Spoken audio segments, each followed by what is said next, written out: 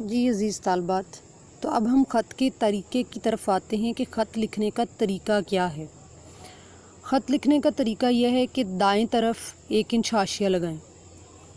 آپ کی جو نوٹ بک ہے اس کے دائیں طرف 1 انچ حاشیہ لگائیں۔ پہلے حاشیے کی ضرورت ہوتی تھی بورڈ میں، لیکن اب بورڈ میں جو شیٹس دی جاتی ہیں ان کے اوپر پہلے سے ہی حاشیہ لگا ہوتا ہے، لیکن آپ نے جو اسکول میں ٹیسٹ دینا ہے، کالج میں ٹیسٹ دینا ہے، اس کے اوپر حاشیہ لگانا ضروری ہے۔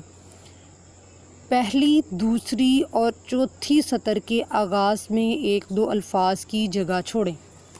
یہ دیکھیں، یہ میرے پاس خط کا ایک نمونہ ہے۔ اس میں کہا گیا ہے کہ دائیں طرف 1 انچ حاشیہ لگائیں، یعنی یہ دیکھیں دائیں طرف 1 انچ حاشیہ لگایا گیا۔ یہ خط کے نمونے کو غور سے دیکھ لیجئے، یہ خط کا نمونہ ہے۔ اب دوسری بات اس میں یہ ہے کہ پہلی، دوسری اور چوتھی سطر کے آغاز میں 1-2 الفاظ کی جگہ چھوڑیں۔ یہ دیکھیں پہلی، دوسری اور چوتھی، ان کے سطر میں میں نے 1 یا 2 لفظوں کی جگہ چھوڑ دی ہے۔ یہ جو لائن لگائی ہوئی ہے یہ 1 یا 2 لفظوں کی جگہ چھوڑ دی ہے۔ سادہ اور مختصر فقرات بالکل استعمال کرنے چاہیے خط لکھتے وقت، یعنی مخاطب کی عمر جس کو ہم مخاطب کر رہے ہیں، حیثیت اور رشتے کے مطابق موضوع الفاظ کا استعمال۔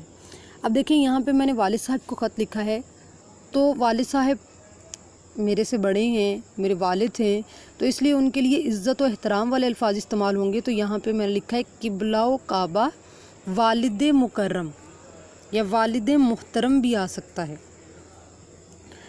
اگلا ہے جی انسانی جذبات و احساسات کا اظہار، یعنی انسان اپنے جذبات کا، اپنے احساسات کا اظہار والد صاحب کے نام لکھ رہے ہیں، چچا کے نام لکھ رہے ہیں، بھائی کے نام لکھ رہے ہیں، دوست کے نام لکھ رہے ہیں۔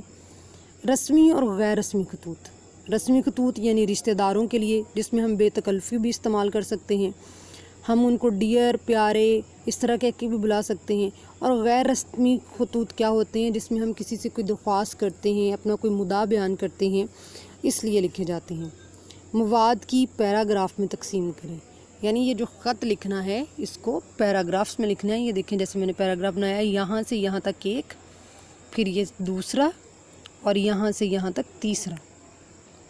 الفاظ میں عمدہ منظر کشی، یعنی آپ کے الفاظ اس طرح سے ہوں کہ ہر دیکھنے والا جو ہے، پڑھنے والا، اس کے ذہن پر بہت اچھی اثر انداز ہو جائیں۔ بیانیہ انداز، جملے کو بیان اس طرح سے کرے کہ ہر پڑھنے والے کی سمجھ میں آ جائے۔ اس کے بعد ہے خیریت دریافت کرنا، اپنی خیریت بتائیں، دوسروں کی خیریت کے بارے میں پتہ کریں، پوچھیں۔ 1.5 تا 2 صفحات، یعنی آپ کا خط جو ہے وہ 1.5 سے 2 صفحات پر مشتمل ہونا چاہیے۔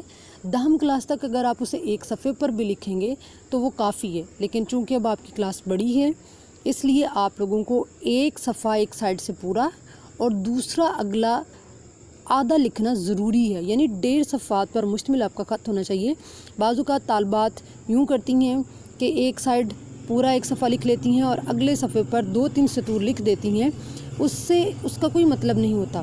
اس لیے آپ کو چاہیے کہ آپ اپنا خط جو ہے 1.5 سے 2 صفحات، 2 صفحات پورے بھی نہ ہوں، 2 مطلب 1.5 ہو یا پھر 2 سے کم ہو، اس طرح لکھے چاہیے۔ اب ہے جی نیکسٹ، یہ تو تھا خط لکھنے کا طریقہ۔ اب ہے خط کے اجزاء، یعنی خط کے اجزاء کیا ہوتے ہیں۔ نمبر 1 پہ ہے ہمارے پاس پیشانی، یعنی خط تحریر کرنے والے کا نام و پتہ۔ اب خط کے تحریر کرنے والے کا نام و پتہ کیا ہے؟ امتحانی مرکز، چونکہ ہم نے امتحانی مرکز میں بیٹھ کر خط لکھنا ہوتا ہے تو بعض اوقات لوگ کہہ دیتے ہیں جی کمرہ امتحان۔ تو کمرہ امتحان میں بعض اوقات جو چیکرز ہوتے ہیں ان کو چیک کرنے میں تھوڑی سی پریشانی آتی ہے کہ کمرہ امتحان، کمرے کے آگے ہے آئے گی یا الف آئے گی، تو اس سے بہتر ہے کہ آپ کسی بھی ہچکچاہٹ میں نہ پڑھیں بلکہ سیدھا سیدھا لکھیں امتحانی مرکز۔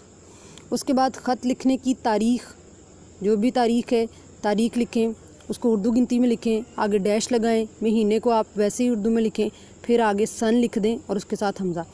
اب کیا ہے کہ بورڈ میں 1 نمبر اس چیز کا ہوتا ہے امتحانی مرکز اور 1 نمبر خط لکھنے کی تاریخ کا ہوتا ہے۔ نیکسٹ ہے القاب و آداب، یعنی مرتبے کے مطابق القاب و آداب استعمال کیے جائیں۔ القاب لقب کو کہتے ہیں، لقب کی جمع ہے، بلانا اور آداب احترام سے، یعنی قبلہ و کعبہ، والد مکرم، اس کا بھی اب کیا ہوگا؟ 1 نمبر ہوگا۔ عمر کے مطابق کلیات استعمال کریں، السلام علیکم، آداب، اس کا بھی 1 نمبر ہوتا ہے۔ نیکسٹ ہمارے پاس آ جاتا ہے نفس مضمون، کانٹینٹ، یعنی تمہید سے آغاز۔ تمہید کیا ہے؟ سب سے پہلے آپ السلام علیکم کے بعد خیریت پوچھیں، ان کی خیریت پوچھیں، اپنی خیریت بتائیں، پھر آپ اصل مدعا کی طرف آ جائیں۔ عرض یعنی خط تحریر کرنے کا آپ کا مقصد کیا ہے، کیوں آپ خط لکھنا چاہ رہے ہیں۔ تکمیل مضمون یعنی مضمون الفاظ میں مکمل، موضوع الفاظ میں خط کو مکمل کریں۔ یہ نہیں کہ اگر بھی آپ کی بات جاری ہے تو آپ فوری طور پر اس کو ختم کر دیں۔ بعض اوقات بچے ایسے کرتے ہیں کہ ان کو ختم کرنے کا طریقہ یا میتھڈ نہیں پتہ ہوتا۔ لاسٹ پر جو گھر والے باقی ہیں ان کو دعا سلام دیجیے، پیار دیجیے، کوئی نصیحت کر دیجیے، اور اختتامیہ کیا ہے؟ اختتامی کلمات کوئی درخواست کر دیجیے، دعا دے دیجیے، یا اس کے علاوہ کوئی اور کلمات استعمال کر دیجیے، تو یہ بھی 1 نمبر کا ہوتا ہے۔